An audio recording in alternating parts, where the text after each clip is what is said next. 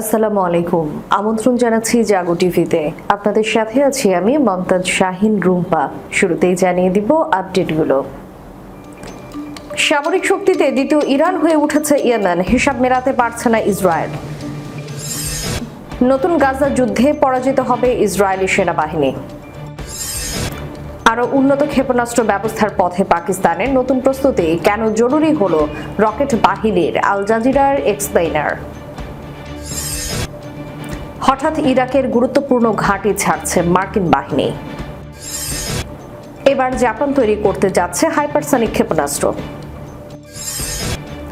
আজ থেকে কার্যকর হচ্ছে ট্রাম্পের 50% শুল্ক। ট্রাম্পের 50% শুল্কের ধাক্কায় দিশেহারা ভারতের ব্যবসায়ীরা। কলম্বিয়ার সীমান্তে 15,000 সেনা মোতায়েন ভেনেজুয়েলার। শুনছিলেন শিরোনাম, এবারে বিস্তারিত। সামরিক শক্তিতে দ্বিতীয় ইরান হয়ে উঠেছে ইয়েমেন, হিসাব মেলাতে পারছে না ইসরায়েল। অত্যাধুনিক ক্লাস্টার ওয়ারহেড যুক্ত ক্ষেপণাস্ত্র ব্যবহার করে ইসরায়েলকে রীতিমতো বিস্মিত করেছে ইয়েমেনি যোদ্ধারা। এই হামলার মাধ্যমে তারা যেন হয়ে উঠেছে দ্বিতীয় ইরান, কারণ চলতি বছরেই ইরান একই অস্ত্র ব্যবহার করে ইসরায়েলের প্রতিরক্ষা ভেদ করেছিল। গেল 22 আগস্ট গভীর রাতে তেল আবিবে চালানো হামলায় ইয়েমেনিরা এই ভয়ঙ্কর ক্ষেপণাস্ত্র ব্যবহার করে। ইসরায়েলি প্রতিরক্ষা বাহিনী স্বীকার করেছে তাদের 4 স্তরের প্রতিরক্ষা ব্যবস্থা, মার্কিন থার্ড আলোচিত আয়রন ডোম, অ্যারো এবং ডেভিসলিং কোনোটি মিসাইলটিকে থামাতে পারেনি। ফলে বিস্ফোরণের শব্দে কেঁপে ওঠে পুরো শহর। পরে ইসরায়েলি বিমান বাহিনীর অনুসন্ধানে বেরিয়ে আসে চাঞ্চল্যকর তথ্য। হামলায় ব্যবহার করা হয় ক্লাস্টার ওয়ারহেড যুক্ত ব্যালিস্টিক ক্ষেপণাস্ত্র। সাধারণ মিসাইলের চেয়ে এটি অনেক ভয়াবহ, কারণ ভূমি থেকে 7 থেকে 8,000 মিটার উচ্চতায় পৌঁছে এটি ছোট ছোট ওয়ারহেড বা সাবমিউনিশনে বিভক্ত হয়ে চারিদিকে ছড়িয়ে পড়ে। কয়েক কিলোমিটার এলাকা জুড়ে মুহূর্তেই ঘটে ভয়াবহ ধ্বংসযজ্ঞ। এই বৈশিষ্ট্যের কারণেই প্রতিরক্ষা ব্যবস্থা ব্যর্থ হয়েছে বলে স্বীকার করেছে ইসরায়েলি গণমাধ্যম। 2 বছরের সংঘাতে এবারই প্রথমবারের মতো ইয়েমেনের ক্লাস্টার মিসাইল ব্যবহার করলো। এতদিন পর্যন্ত কেবল যুক্তরাষ্ট্র, রাশিয়া, চীন সহ কিছু পরাশক্তির কাছেই এই অস্ত্র ছিল। মধ্যপ্রাচ্যে এর মালিক ইরানও 2021 সালে মাত্র 12 দিনের যুদ্ধে এই সমরাস্ত্র ব্যবহার করে ইসরায়েলকে বিপর্যস্ত করেছিল তেহরান। বিশ্লেষকদের মতে এবার ইয়েমেনিদের হাতে সেই অস্ত্র তুলে দিয়েছে ইরান, যা ইসরায়েলকে চাপে রাখা যায়। এই ঘটনায় স্পষ্ট হয়েছে ইয়েমেন এখন আর সাধারণ যোদ্ধা বাহিনী নয়, বরং ইরানের মতো আধুনিক প্রযুক্তি নির্ভর এক শক্তিশালী সামরিক শক্তিতে রূপ নিচ্ছে। এর ফলে মধ্যপ্রাচ্যের সংঘাতে নতুন ভারসাম্য তৈরি হওয়ার আশঙ্কা দেখা দিয়েছে। নতুন গাজা যুদ্ধে পরাজিত হবে ইসরায়েলি সেনাবাহিনী। ফিলিস্তিনি সামরিক বিষয়ক বিশেষজ্ঞ ওমর জাআরা এক বিবৃতিতে বলেছেন যে ইসরায়েলি কর্মকর্তারা স্বীকার করেছেন সরকারের বিমান বাহিনী এমনকি তাদের বিশাল শক্তি থাকলেও যুদ্ধে বিজয় অর্জন করতে পারে না। গাজায় বোমা বর্ষণ দখলদারদের জন্য বিজয় বয়ে আনেনি। আল আকসা নেটওয়ার্কের সাথে এক সাক্ষাৎকারে এই ফিলিস্তিনি গবেষক আরও বলেছেন, মার্কিন যুক্তরাষ্ট্রের সমর্থন সত্ত্বেও ইসরায়েলি বিমান বাহিনী কেবল সামরিক নাগরিকদের ধ্বংস এবং হত্যা করেছে এই অজুহাতে যে প্রতিরোধ তাদের মানব ঢাল হিসেবে ব্যবহার করেছে। কিন্তু এই প্রচারণায় কেউ বিশ্বাস করে না, বরং দখলদার সরকারের বিরুদ্ধে বিশ্বব্যাপী সুনামি সৃষ্টি করেছে। এদিকে এক বিবৃতিতে popular front for the liberation of Palestine ইয়েমেনের রাজধানী সানার বিরুদ্ধে দখলদার সরকারের সাম্প্রতিক আগ্রাসনের নিন্দা জানিয়ে জোর দিয়ে বলেছেন যে ইয়েমেনিরা অদম্য এবং গাজাকে সমর্থন করে চলেছে। প্যালেস্টাইনের মুক্তির জন্য পপুলার ফ্রন্ট বিবৃতিতে আরও যোগ করেছে, আমরা ইয়েমেনের বিরুদ্ধে নৃশংস আগ্রাসনের নিন্দা জানাই এবং এটিকে ইয়েমেনি জনগণকে আত্মসমর্পণ করতে বাধ্য করার এবং ফিলিস্তিন এবং গাজার সমর্থনে তাদের অভিযান বন্ধ করার ব্যর্থ প্রচেষ্টা বলে মনে করি।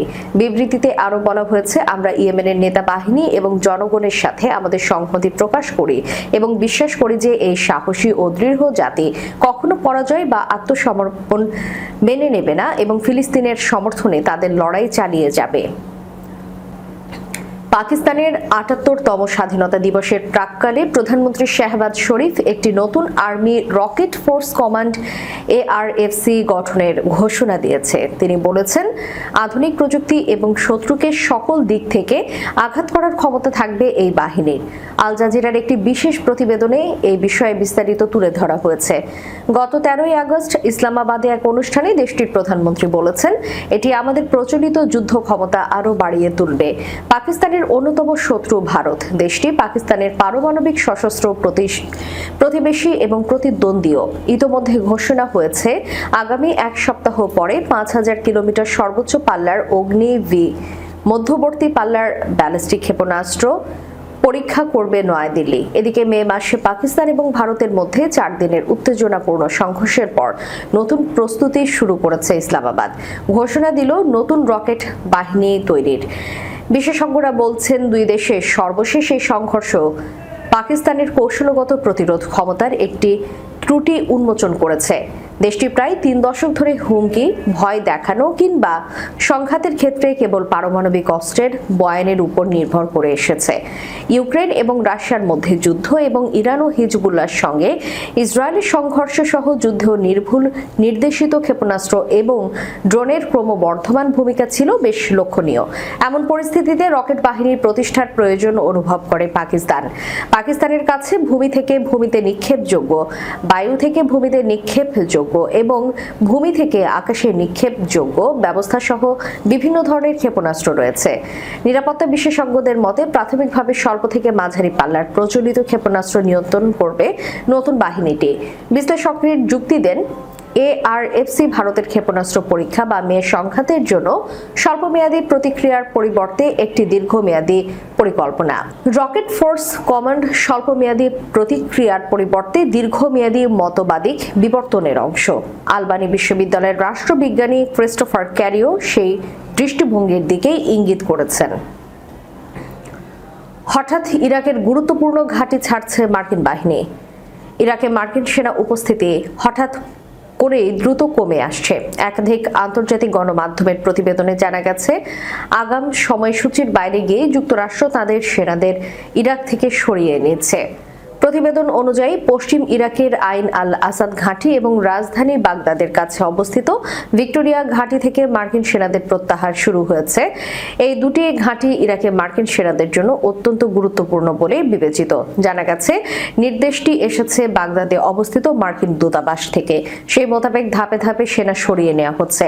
এর মধ্যে কিছু সেনাকে ইরাকের কুর্দিস্তান অঞ্চলের এরবিল শহরে স্থানান্তর করা হচ্ছে, আবার কিছু সেনা প্রতিবেশী এক আরব দেশে পাঠানো হচ্ছে। তবে এই দ্রুত পদক্ষেপের মাধ্যমে ওয়াশিংটন এবং বাগদাদের মধ্যে আগে যে ধাপে ধাপে সেনা প্রত্যাহারের রোডম্যাপ তৈরি হয়েছিল সেটি অনেকাংশেই উপেক্ষিত হচ্ছে।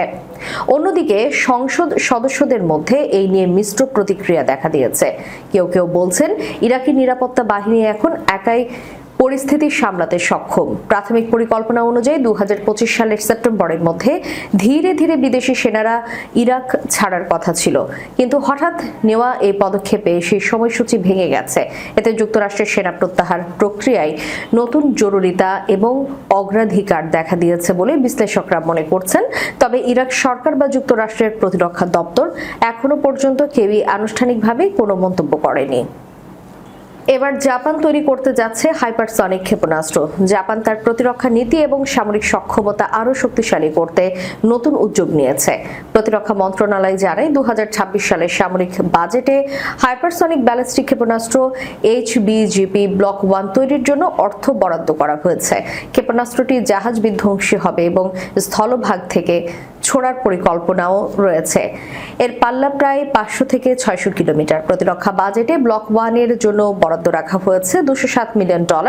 এছাড়াও উন্নত সংস্করণ HBGP ব্লক 2 তৈরির জন্য $৫৩ মিলিয়ন বরাদ্দ রাখা হয়েছে। প্রতিরক্ষা মন্ত্রণালয় জানায়নি ঠিক কতটি ক্ষেপণাস্ত্র তৈরি হবে, তবে অন্তত 4টি রেজিমেন্টের জন্য যথেষ্ট পরিমাণে তৈরি করা হবে।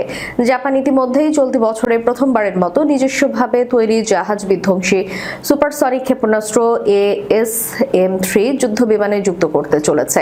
নতুন ব্লক 1 ক্ষেপণাস্ত্রটি গ্লাইড পদ্ধতিতে লক্ষ্যবস্তুতে আঘাত হানে, যা সামরিক সক্ষমতার নতুন দিক নির্দেশ করে। বিশ্লেষকরা বলছেন, ঘোষণার মাত্র 8 বছরের মধ্যে জাপান স্বল্প পাল্লার ব্যালিস্টিক ক্ষেপণাস্ত্র তৈরিতে সক্ষম হয়েছে, যা দেশটির সামরিক ক্ষমতা এবং প্রযুক্তিগত অগ্রগতির প্রমাণ দিচ্ছে।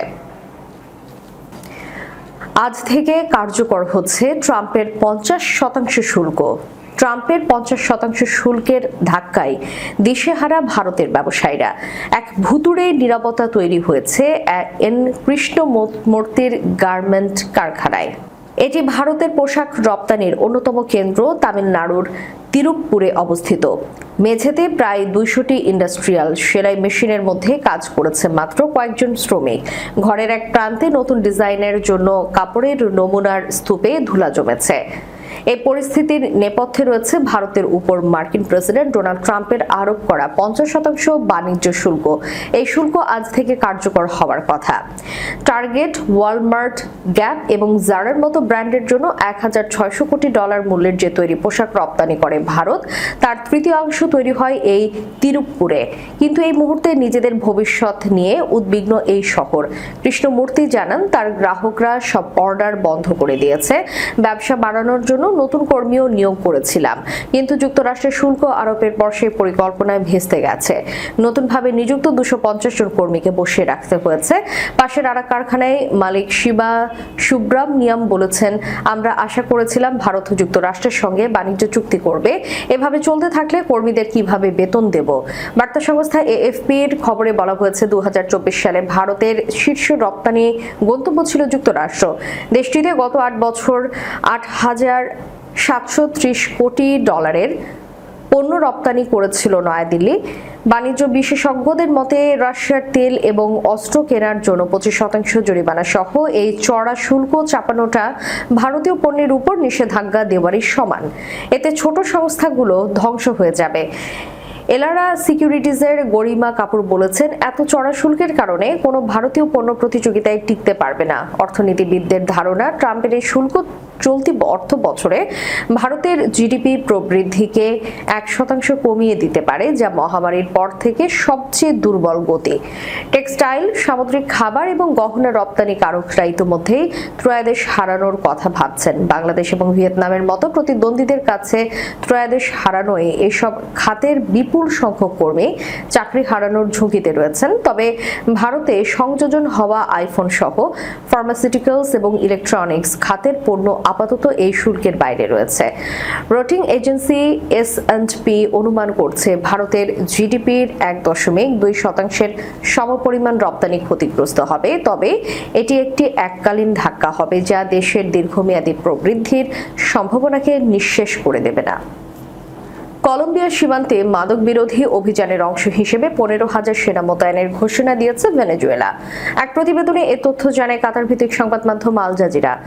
এমন সময় এই সিদ্ধান্ত নেওয়া হলো যখন একই সময়ে যুক্তরাষ্ট্র ল্যাটিন আমেরিকার মাদকচক্র মোকাবিলায় দক্ষিণ ক্যারিবীয় অঞ্চলে অতিরিক্ত 2টি যুদ্ধ জাহাজ পাঠিয়েছে।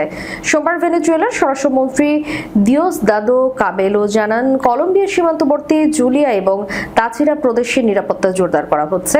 তিনি বলেন, এখনো আমরা সত্যি মাদক চক্রের বিরুদ্ধে লড়াই করি, সব দিক দিয়েই লড়াই করি। কাবেলা জানান, সীমান্ত এলাকায় অপরাধী গোষ্ঠীগুলোর বিরুদ্ধে লড়াই সেনাদের সঙ্গে বিমান, ড্রোন এবং নদীপথের নিরাপত্তা ব্যবস্থাও যুক্ত করা হয়েছে। ভেনেজুয়েলার সেনা মোতায়েনের পদক্ষেপটি ট্রাম্প প্রশাসনের তীব্র সমালোচনার পর ওয়াশিংটনের অভিযোগ, ভেনেজুয়েলার প্রেসিডেন্ট নিকোলাস মাদুরো এবং স্বরাষ্ট্রমন্ত্রী কাবেলো কোকেন পাচারের সঙ্গে জড়িত এবং কুখ্যাত কার্টেল দে লস সোলেস এর সঙ্গে কাজ করেছেন, যেটিকে যুক্তরাষ্ট্র সন্ত্রাসী সংগঠন হিসেবে ঘোষণা করেছে। কাবেলোর ক্ষেত্রেও পুরস্কার $1 কোটি থেকে বাড়িয়ে $2,50,00,000 করা হয়েছে। মার্কিন প্রেসিডেন্ট ডোনাল্ড ট্রাম্প তার প্রশাসনের অন্যতম অগ্রাধিকার হিসেবে ল্যাটিন আমেরিকার মাদকচক্র দমনকে চিহ্নিত করেছেন। এই ধারাবাহিকতায় মেক্সিকোর সিনালোয়া কার্টেল, ভেনেজুয়েলার অপরাধী সংগঠন ট্রেন দে আরাগুয়া সহ একাধিক গোষ্ঠীকে বৈশ্বিক সন্ত্রাসী সংগঠন হিসেবে ঘোষণা করেছে ওয়াশিংটন।